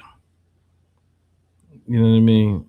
She says she don't care. And I was listening to you, cuz when you were speaking to, you know, how people don't respect it. And if you listen to our dear sister, Dr. Martin, explain all that you go through and all the training that you have, I think that it's a major misconception, because even students who come in, me being a professor, students, lots of times when they come in, what they think it's going to be and what they actually have to undergo is something very different. They think that you're just going to come and basically going to just listen to people, but the reality is it is truly a science and a art. The art is actually the interventions when you're working with the client, how you do the thing. But there's science that's guiding you in your ideas, your understanding, just like science guides medical professionals. See, mental health, again, is such a stigma, but also in the West, we don't really appreciate, or we don't get great significance to that which is not physical. Again, we put so much into that which is physical. Hence, we got Cheyenne Bryant with her on the boat showing her physical. You know, in the West, we've been taught to see physicality and all things that you can touch as being more significant than that which you can't touch. See, because there's psychological constructs, there's things that you can't see, touch, feel, or even taste when you're talking about the mind, when you're talking about psychology, when you're talking about things like depression and anxiety and bipolar disorder. Now, there's some, it's some nuance there, but for the most part, when you can't touch it, we think it's insignificant. And we don't really realize, myself, becoming a trained clinician, I learned that, wow, this stuff is real. And many of us don't know how real it is until we really get in the field and start working with people. Like even the textbooks, you're getting all this information, but then you have to go through your clinicals and you say, man, this stuff really exists. Trauma is real. Bipolar disorder is real. I don't care what Umar says. ADHD is real. Anxiety is real. Autism is real. I mean, you can call it all you want to. I mean, what I'm saying is, again, don't get it confused that Cheyenne Bryant is a revolutionary. Don't get it twisted that now Umar he says he's a revolutionary, but ain't no daddy at home disorder does not substitute or is not a good enough diagnosis when we're talking about somebody who's really struggling with what we call ADHD. Now, that's a very simplistic and funny and humorous type of play on the word, but we really get excited when we hear Umar say things like that, because mental health it's like we think that because and that's why we don't really even respect each other a lot when people say they have depression. That's why when somebody say they're depressed, we don't give them much attention. We just think they can just whip it up and get up and go and do everything and smile and just get up. Now, just do something. And the person, you don't truly understand that mental illness or mental disorder, whatever we want to call it, we can fight about that. It's real. It's measurable on psychological constructs and some brain scans for some illnesses. It's not as easy as some biological illnesses. Actually, it's more complex because you have to measure it in different ways. But the reality is there's lots of research, statistics, analysis that goes into this. And you have to be trained to understand statistics at advanced levels. You have to understand testing, evaluation, assessment, diagnosis. Now, you might not agree with diagnosis, but the reality is we cannot totally dismiss it because the thing that is being measured, whether or not it's 100%, you will never be 100% when you're talking about mental health or anything that is not. Well, they have a hard enough time diagnosing people in a physical sense, which you can touch, which you can put in a test tube. So understand it's way more difficult to diagnose mental health disorders. It's difficult. It's not easy. So for them to be self-diagnosing and undermining the field, that is what's going on. These sisters ain't just hating on Cheyenne Bryant. They're not just hating on Cheyenne Bryant.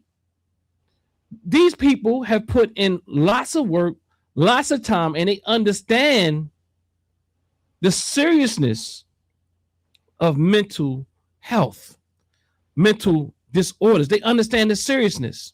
Now, this is where we're going to get to. Like, this is one of the clips I want to show you why I say that Amanda Seales is out of pocket. Amanda Seales is showing that she's a bit of a, what do they call, a hypocrite. And maybe not even a hypocrite because she does not perhaps believe that mental health is serious for whatever reason, but she wants you to do this. She wants you to respect her. And, for ongoing purposes, and I just want to also just bring this to light for you because this is going to be a theme throughout this interview. Okay. I am a scholar of race. Okay. I'm not just someone who experiences it. Right. I'm a scholar. I'm an academic of race. So I see the world through a particular lens because I am skilled at doing so and because I'm an expert at doing so. Like my master's isn't just in African-American studies. It's the fact that I was taught by some of the greatest thought leaders of our time. Mm-hmm. So when you hear me say these things, I would just like to ask that because you have someone who is an expert sitting in front of you, to just consider versus be combative, because there may be an opportunity here to see something differently because you have someone with you who is not just experiencing race, but is also examining. And there's a different intellectualism about that. You know what I mean? There's a different intellectualism about that. And I say that also because that's why I went and got my master's. Okay. I went and got my master's because I know that we live in a world that loves to try and find ways to undermine Black people's minds. They love to find ways to undermine Black people's intellect. Look at this DEI bullshit. This DEI bullshit is trying to state that in order to include Black people, we have to lower the standard, which is unconscionable. Because if Black people with no schooling were able to build the White House, if Black people with no schooling were able to create all of these beautiful spirituals that we still sing to this day, if Black people with no schooling were able to till these fields and know the ways of agriculture enough to create the actual the actual breadbasket of this nation, then you telling me that their descendants are not smart enough to get into Harvard without you lowering a standard? That's right. Because DEI and affirmative action is not about lowering the standards, it's about expanding the opportunity. So I went and got my master's so that when I am in spaces and I do bring up race and I talk about these things, it's not just based on experience, it's based on actual study. Okay. I'll also ask that because if I don't see things exactly as you see them, I don't expect you to. Don't take it as being combative. You see things one way, I might see it a different way. That doesn't mean I'm being combative. I would say it's combative when there's a undermining of how someone sees something. But why are you trying to undermine how I see it?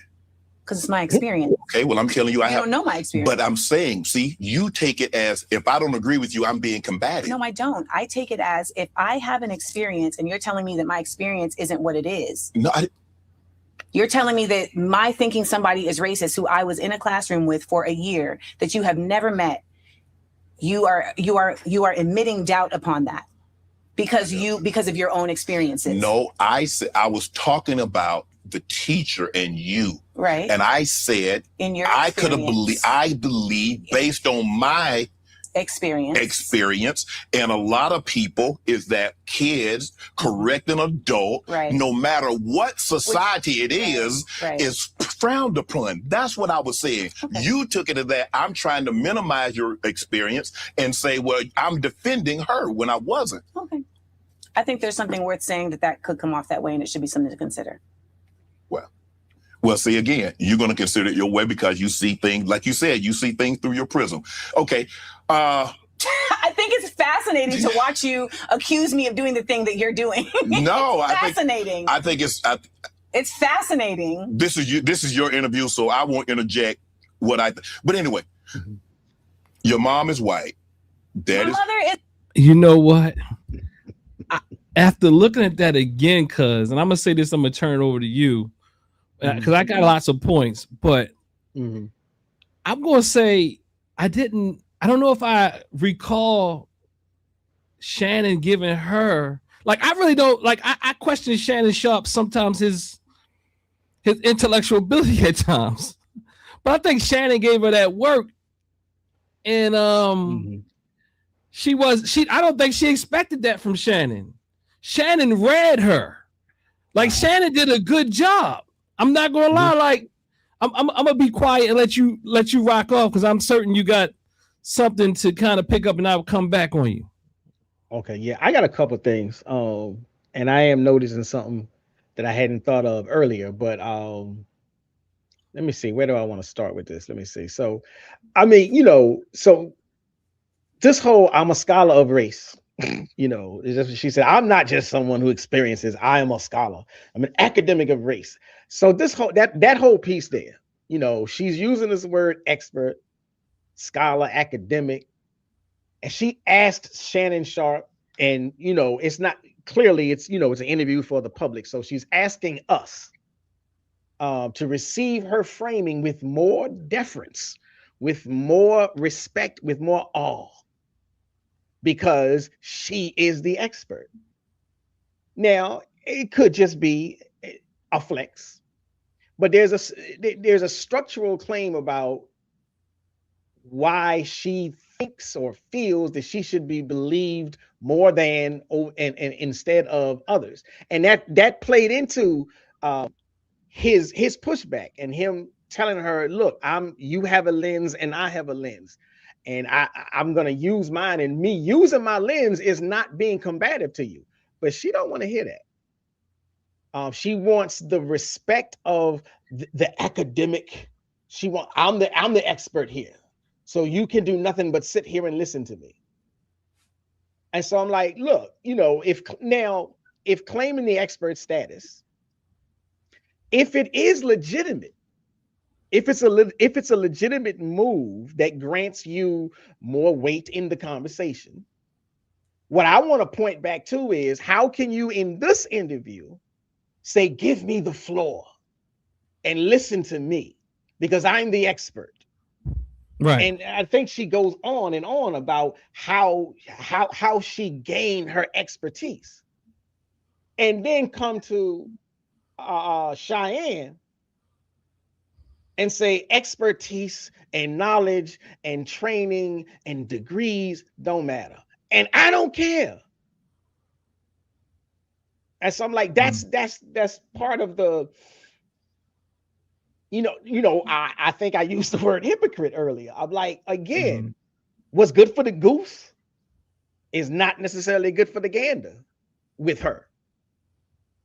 And so I would just say, like, the fact that she goes into this whole respect my expertise, and that and she goes into, you know, where she went to school and all this, that, and the other. She's doing that because she knows the respect that gets afforded to someone that has the degree, that achieves that level of academic accomplishment, and she wants every bit of it for herself. I'll stop there and I'll come back because I think I'm jumping onto another clip. Absolutely, and what I'll do, you have been jumping on the next clip. Good notes. Oh. Look, but even if we get there, so it doesn't matter. But yeah, excellent. You know what I mean? Let's give a shout out to Dr. AJC3. Thanks for the super chat. What he says here is, if my doctorate was questioned, I'd refer them to Google Scholar to download my published dissertation. I wouldn't need to do all that explaining. Ashe, right? And maybe what we'll try to do, because kind of wrap this up in the next, and maybe we'll go through some of these comments. So, what I want to do though is play this again just for a reminder what Cuz is talking about.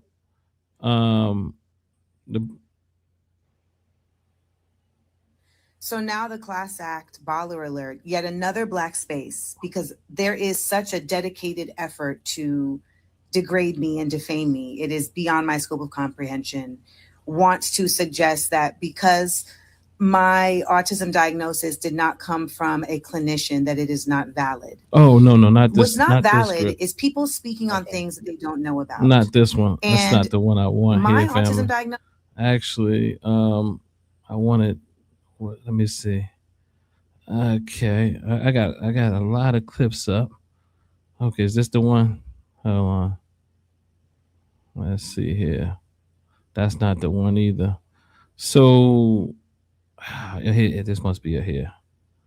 Oh, that's not either. Okay, this is it. This is it. Okay. I'm beginning to think that this is a bot thing. Why are you so obsessed about this? Like, okay, she lied. I can see she lied and like harmed people, but she was on my podcast and she was brilliant. I think it's fucked up that she lied. You know, and then that's that. The need to, if y'all went this hard against like Kamala Harris for supporting a genocide, then like, what would that would matter to me? I don't have, there's no match. I don't need to have some type of debate with Cheyenne Bryant. At the end of the day, for some reason, she felt like she needed to lie about credentials. I don't know why. I think part of the reason is because we live in a world where we act like credentials is what determines somebody's effectiveness across the board. And in some respects, it is absolutely necessary. And in her respect, it actually wasn't necessary for her to do the work that she does. That being said, I just don't care. I don't care. She was on my podcast and she was incredible. I don't care. I think it sucks, and I think it was not smart, and I think that at the end of the day, there are people who work really hard to get doctorates. There are also people who call themselves doctor when they get an honorary doctorate, and I don't think that's much different. I don't think it's much different. Maya Angelou was walking around calling herself Dr. Maya Angelou. She didn't complete a doctorate. Stop. You're saying you had another shot. So again, I just think that, you know, that autism doesn't equate to, pardon my language, asshole. And I'm just being real honest. It doesn't. And I see a lot of similarity between her and Cheyenne. I see a lot of similarity between her and Umar. I see a lot of similarity, you know, like this sister literally goes on Shannon Sharp show and says, you know, says this. This is going to be a theme throughout this interview. Okay. I am a scholar of race. Okay. I'm not just someone who experiences it. Right. I'm a scholar. I'm an academic of race. So I see the world through a particular lens because I am skilled at doing so and because I'm an expert at doing so. Like my master's isn't just in African American studies. It's the fact that I was taught by some of the greatest thought leaders of our time. So this is what she says, right? So she wants her degree as a scholar of race. Now, anybody look me up. Look me up. Look up my dissertation. I don't know what I forgot what she said her dissertation was on, but it was like hip hop or something like that. Yeah. And maybe when she says race, she's talking about just blackness or African or whatever. Maybe she's talking about that. But the reality, I think they were talking about racism or something like that. If I remember that interview, what have you, I can't recall. But I mean, hold up. They were talking about the little child too. I mean, I think, hold up. Shannon was saying like with the little child. Yeah. It was about racism.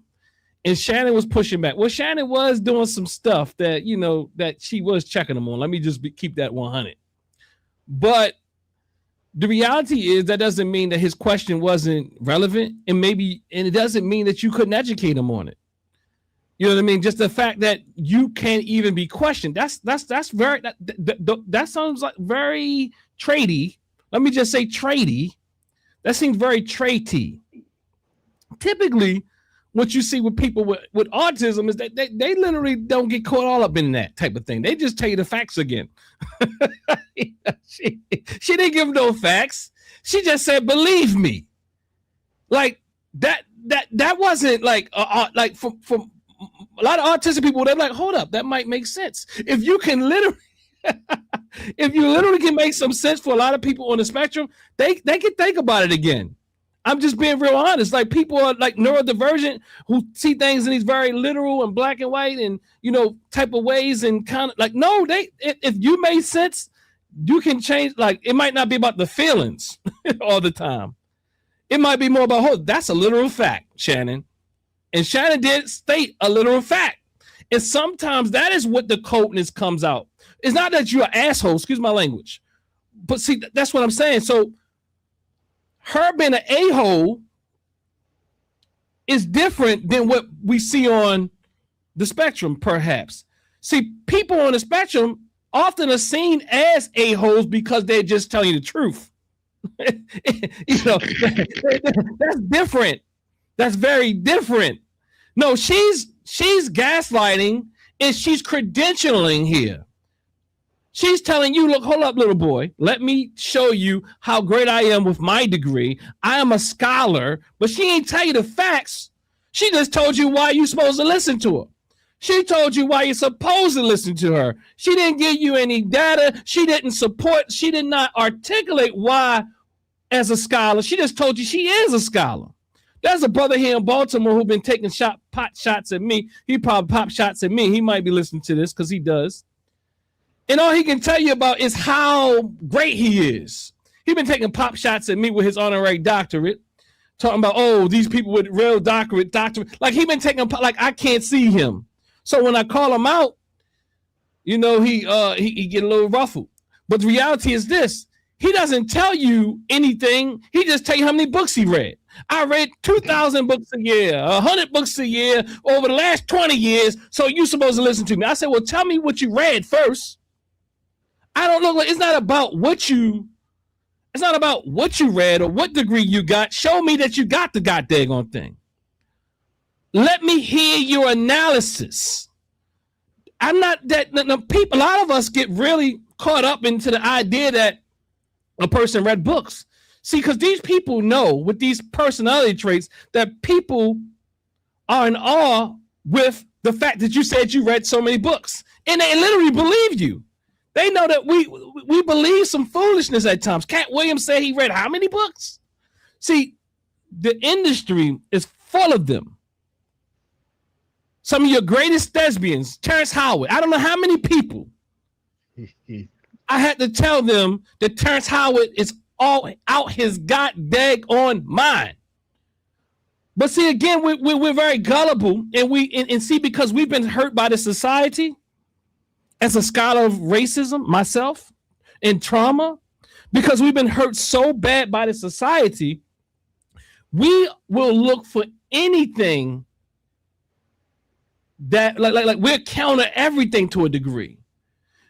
And this is how people like these folks abuse their information. Like Cat Williams know he didn't read all them goddamn books. And most people who aren't traumatized by this racist society know he didn't read them goddamn books. I know y'all gonna say, well, everybody's traumatized. See, no, we can't just do that. We at least got to put some level of a measure on it to say, well, we're traumatized differently if we're all traumatized. We all do have pain and hurt, and everything does not qualify or quantify at the level of being traumatized. See, but again, you have to talk to an expert about that. But again, she's talking about she's an expert. Let me get to my notes real quick, what I just wrote down as I was listening to it.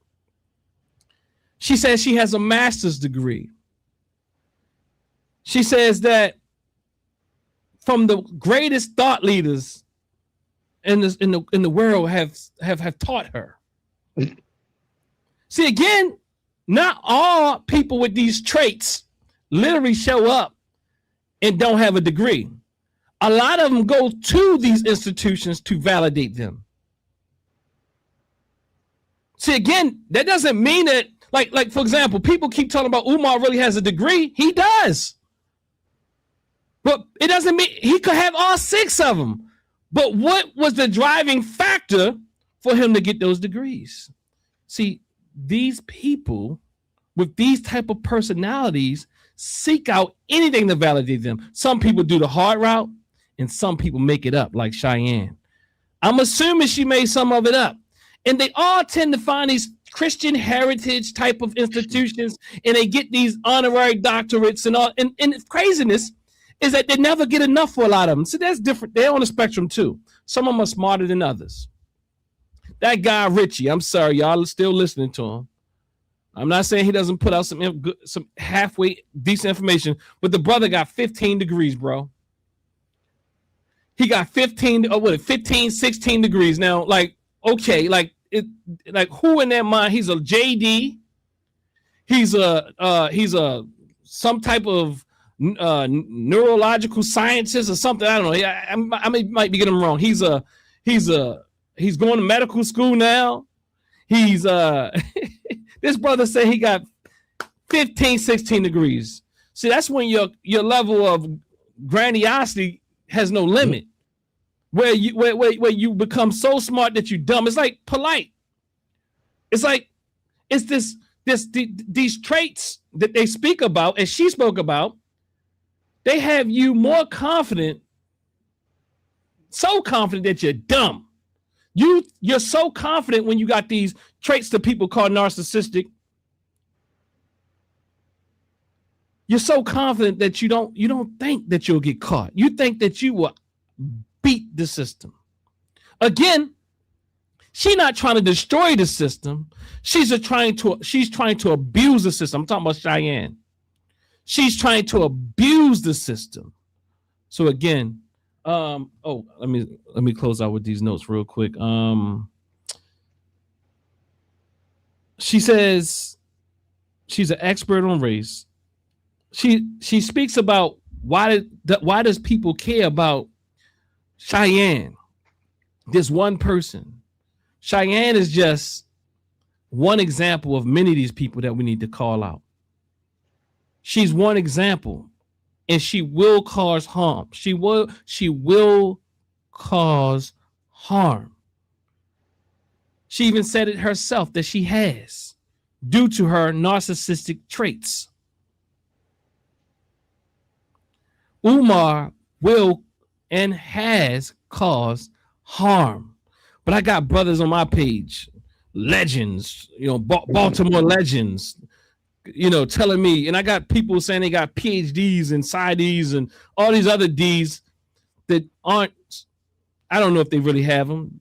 See, because saying that Umar can call, he's only naming his degree. No, he's not naming his degree. He's using his degree title, a doctor of psychology, as his own title. And he know what he's doing That's my assumption. He knows what he's doing. He's being very intentional when he uses that doctorate degree as his own title. He has a degree that is entitled Doctor of Psychology. That is not his title. He knows that right there is deceptive because we go to school. He's trying to find a loophole. And then crazy old Cheyenne, at least Umar's degree says Doctor of Psychology.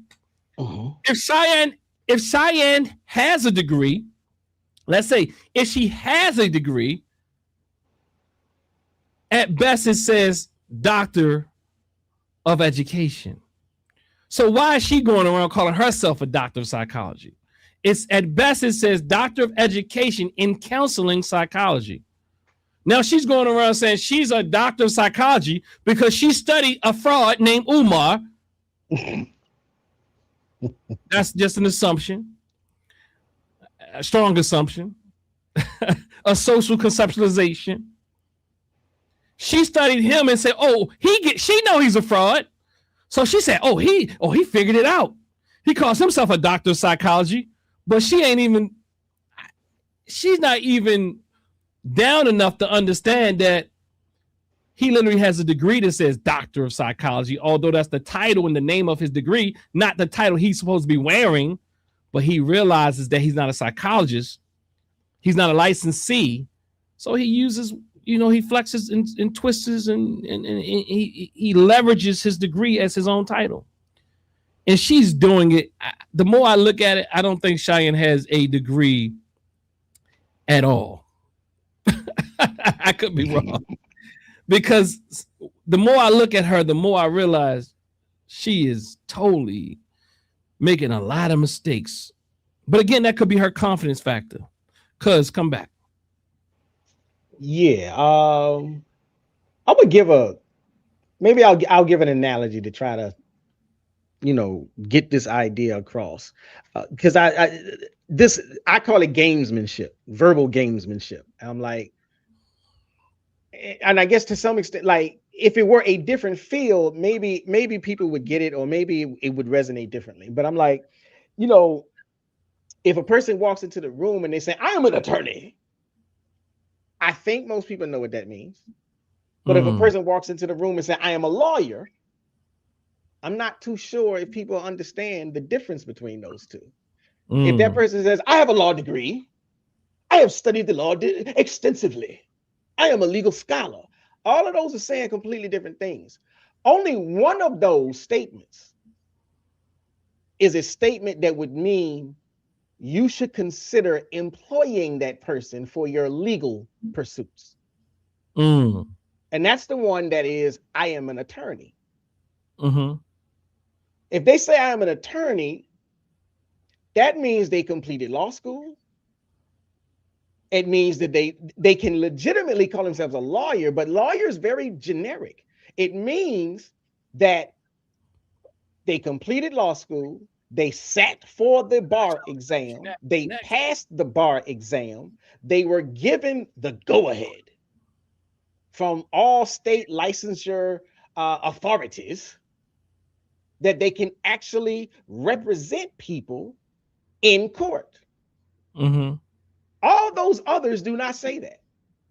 All those others are games that people would play because they need you to trust them while they do something, while they claim that they will help you and they're up to something no good.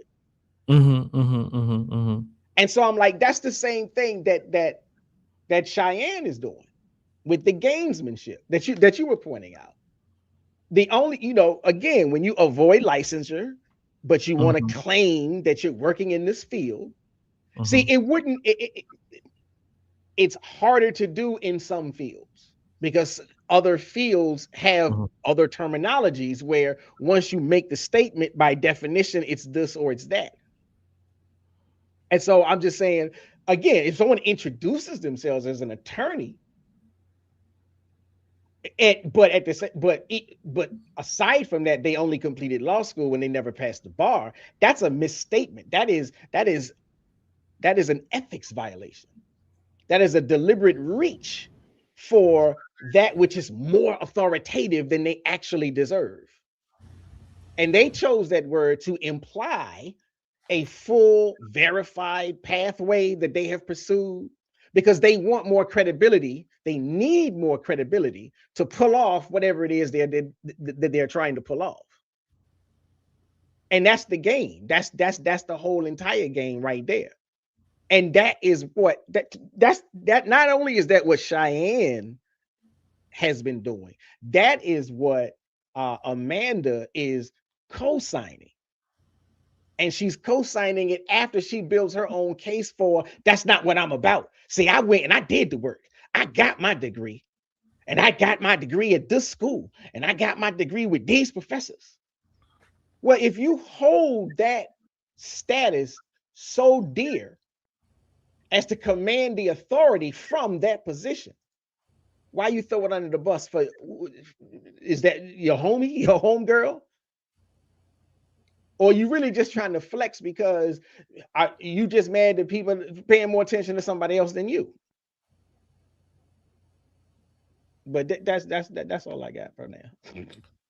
Okay, and so I'll go over some of my notes quickly before we get out of here. Family, make sure you like the video, thumbs up the video, hype up the video. And I'll just go over these notes really quickly. Again, I spoke about it earlier. There's a difference between misusing the system versus resisting it. And lots of times, as Dr. Martin said, these spaces aren't Black power. It ain't about Black power. So misusing the system versus resisting the system. I want to make it clear. I want to make the clear distinction. This is not revolutionary. This is not resistance against the system. This is, again, as I said, abuse of the system. A clinical doctorate in counseling or psychology is not simply an academic degree. I said this earlier. It is often part of a direct pathway into licensure within health-related fields. So we must take this serious. When someone uses the aesthetic and language of that system, doctor, psychology expert, therapy language, without accepting the accountability attached to it, they are exploiting the trust the system creates. As I said earlier, this is not about collective empowerment. It's about individual enrichment. It is using the image of authority of a regulated profession without submitting to the same accountability and standards. When Nick Cannon called her a therapist, she didn't say, I'm not. When she put therapy all through a book that I'm reading, I know, I got it. I'm listening to it. When she has on her book, I'm a psychology expert, but not even just that, I'm a doctor of psychology. This is all a part of the scheme. And let's say she has it. Let's say she has a degree. It's still part of the scheme. Again, I was speaking about our community's relationship with degrees. I put here, I also understand why some people immediately dismiss licensed professionals who raise concerns. Many of us have histories of being disrespected, dismissed, and excluded by people with advanced degrees. We have been conditioned to see people with multiple letters behind their names as arrogant elites. So when professionals say something is wrong here, some people shut down before they even listen. That history is real. Dr. Joy DeGruy speaks about it in her book, Post-Traumatic Slave Syndrome. We must check ourselves and ask the question, am I responding to my trauma? Or am I responding to what's really going on here? Is it really about hate? Or is it really about something bigger than that? But again, this is all real, but it makes us also vulnerable. We can become reactive to credentialed people that we stop recognizing legitimate concerns in ethics, safety, and deception.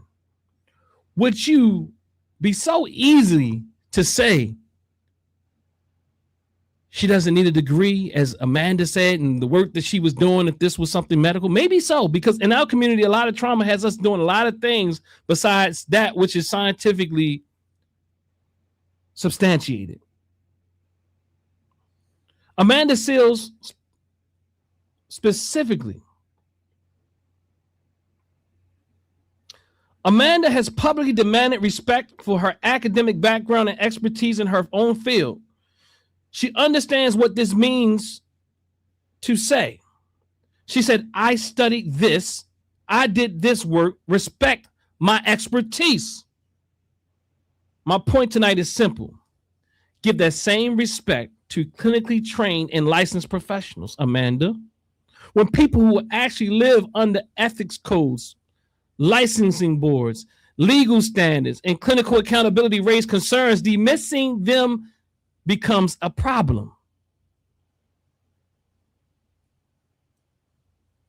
And I know that for us who hear me saying that, who have these revolutionary perspectives like I do, we still have to be clear that what Cheyenne is doing, and even moreover what Amanda is doing, is not revolutionary. It's not about it's not about abolishing the system. It's about self. She's like, I don't care. See, Amanda said, I don't care. Umar said, I don't care. See, it's about the I in them.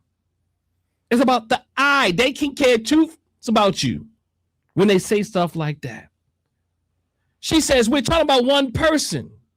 But again, we can't critique one person, but you're critiquing a whole body of people, clinicians, and specifically sisters, and saying enough with that. She said that she's a professional, give her consideration.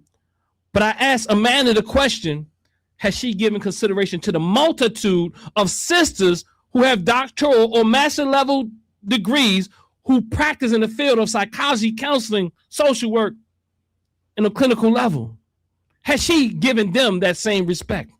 Or does she believe they have worthless degrees? Is it only that her degree that we must respect that she shared with Shannon in her snippety-snappity way? She pulled out a degree because Shannon had a difference in opinion in something she didn't do any research on. She doesn't have a study that speaks to what they were arguing about. That doesn't make her expert per se in racism. She might know terms and terminology and what racism had done, but the fact that she wants to, she could be right. She could have been right. But the reality is she tried to use the degree as a factor that says that I am right, you are wrong. I don't agree with that type of approach. For my people who think in terms of liberation and revolution, please do not confuse this again with revolution. Revolution transforms systems for the good of the people. What we are seeing here is not courageous resistance in service of the community. It is someone leveraging symbols of legitimacy, doctor, psychology expert, therapeutic branding, without submitting to training, supervision, ethics, and accountability attached to these symbols. That is not radical, that is opportunistic. There's a difference between having a degree connected to psychology somewhere on a paper and being licensed and being a licensed clinician authorized to practice in a health-related field. Let me say that again. There's a difference between having a degree connected to psychology somewhere on paper and being a licensed clinician authorized to practice in a health-related field. Umar has a degree. He is not a clinician. He is not a therapist. He is not even a school psychologist, unless he's in another state, according to what I saw in Pennsylvania. His license has been, I can't think of the proper terminology right now, but it's not active right now. It's inactive. It's on inactive status because he has not completed what many of these sisters are talking about, his CEUs, continuing education credits. So again, there's a difference there.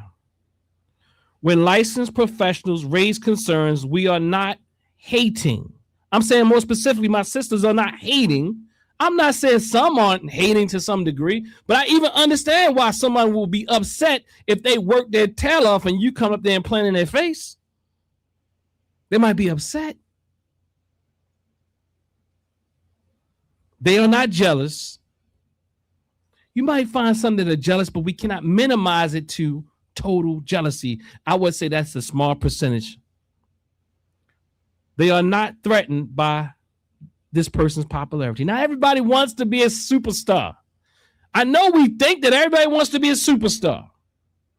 They are responding to public confusion that can cause real harm if it hasn't. And anybody who can say she hasn't hurt anybody, I'm trying to figure out where did they get their license from? How do you know what she's done? And how do you know what she will do? And finally, do not let your very real distrust of elitism make you side with opportunism over accountability. Popularity is not integrity. Clout is not competence. And influence is not the same thing as ethical, clinical practice. So with that, family, we say we thank you for joining us tonight. And I'll see if Professor Shabazz has anything to close out before we move on and get up out of here. Yeah, let me let me say something. I'll read it off. I might try to say it like super fast or whatever. But so let me see. Because I want to close off this anyhow. When Dr. Raquel Martin said that you're insulated from the Black community, I'm like, I don't want anybody to think, this is like women going at each other. It's not shade. It's not clapback. That's somebody who is on the ground. That's, sometimes the kids say they in the mud, they in the paint. That is a field indictment from somebody, somebody that is literally on the ground doing the real work. Amanda Seales knows. Well, I'll say this. Amanda Seales, she knows as much about Black mental health. She knows it the way a sports commentator might know football. She knows it, even like from like the perspective of me, I have this background that has given me a few skills, and I can read up and study and I can understand some things. I've studied it. She studied it. I got an opinion. She got an opinion. We can analyze things with some intelligence and some fluency, but that don't make us practitioners. She's never been in the room like with a Black person or any person in crisis, who, especially someone who's been, in crisis, receiving guidance that turns out to be damaging from someone that they trusted because that person presented false credentials. Dr. Raquel Martin, she knows about that. Even you know about that. Dr. Raquel Martin, this person is licensed, which means she knows the stakes. She knows if she gives harmful advice, harmful guidance, she knows that her professional conduct can cause damage to a client, and that there is a mechanism by which other punishments will occur. There's a licensing board, there's a complaint process, the potential loss of the credential. So for people who are actually in the field, this is a very real thing. Amanda Seales has no equivalent mechanism She can easily go online and say, I don't care. Because nothing in her professional structure requires her to care about outcomes. She might care about attention. She might care about whether or not you're paying attention to her instead of somebody else. But there's no licensing board that's going to review her commentary or her jokes. There's no complaint process for a podcast. There's no credential that gets pulled if the guidelines or if the guidance that she either gives when she tries to give it or that she platforms causes harm. To some extent, I think she's just trying to protect her platform because she platformed this woman when she was brilliant in my show. So indeed, she's insulated from the actual reality of the community. And so she's insulated from the consequences if she's ever wrong. And so when Dr. Martin says she's insulated, she's talking about, what is it? They call it consequence proximity. The distance between saying something and being held accountable for the something that you say, especially when it has real world, real life implications. And so for Amanda just to get up there and say, I don't care, especially after recognizing and realizing, I know she has to have seen the clip anyhow. So to say that after there are professionals coming online to speak on this in a very serious way, and you still say you don't care, just in that one single sentence, that's just the clearest possible demonstration that Amanda is full of ish. She's just full of ish. And if I can't say it, or I shouldn't say it that way, we're up too late. I already said it. Dr. Martin is the one people need to be listening to. Dr. Asar Weekly is the one people need to be listening to. Not Amanda Seals, not Cheyenne Bryant, and not even Dr. Umar. And that's my close. Yeah, and there's a plethora of people, sisters, that are online that can be listened to, that are licensed therapists, whether that be a LCPC, licensed clinical professional counselor, licensed clinical social worker, licensed clinical psychologist. There's also some brothers. The field is dominated with sisters, though. So that's one of the things we also have to consider as we say, why so many women coming out? The field is dominated with sisters, not just sisters. I'm talking about women, but even some people are saying, well, it's hard to find a sister that is a psychotherapist that is Black. It's even more hard to find a male psychotherapist that is Black. Let's make that really clear. So when you see sisters coming out, they actually are the majority in the field as pertains to our community, and women in general dominate the field. And I also want to be very clear, because people say foolish things, that most psychotherapists operate from the master's degree level. Most people with doctoral degrees, they have a lot of other options like teaching and research. Not to say people at the master's level don't do that either, because they do. But with a doctoral degree, you're more likely to get a professor role, whether that be adjunct, assistant, tenure track, all the different things. And that's typically, there's more options out there, especially in academia or research or what have you. Most of the people that are on psychology today, when you go and look for a psychotherapist or wherever you go, they're going to be a master's level clinician. So in closing, I think we thank you again for tuning in with us. And what we want to do is ask you to like, share, and subscribe. And I'm going to play this video clip on our way out, just to kind of close it out strong with Dr. Martin, as she speaks real clearly about what is required. And in fact, also she said, she talks about why some people, they can't do the thing. So let us speak. The work that she does. That being said, I just don't care. And I think one of the reasons why a lot of individuals will say it's not that deep, or state that it's just entertainment is because, one, you think mental health in psychology is just folk wisdom, and it's not, it's a science. And two, you guys are very insulated from the field that you claim to be discussing because you don't work in that field and you haven't in quite some time. But as someone who walks into the offices and sees the clients and goes to the talks and does the community programs, we are struggling. And in these little entertainment only pieces that are spreading misinformation, you're doing more harm for the Black community than you know. And the reason why you don't know is because you're so insulated from the Black community. You just sit in front of these mics and you make all these money and you do all these Patreons and you wear these crazy hats and you do all that. But I would actually say I don't see these kind of places as pro-Black. I don't. And the only way you would know that is if you did the work that I do. And you're never going to, because one, you're not qualified. And two, it would break you down. I don't care.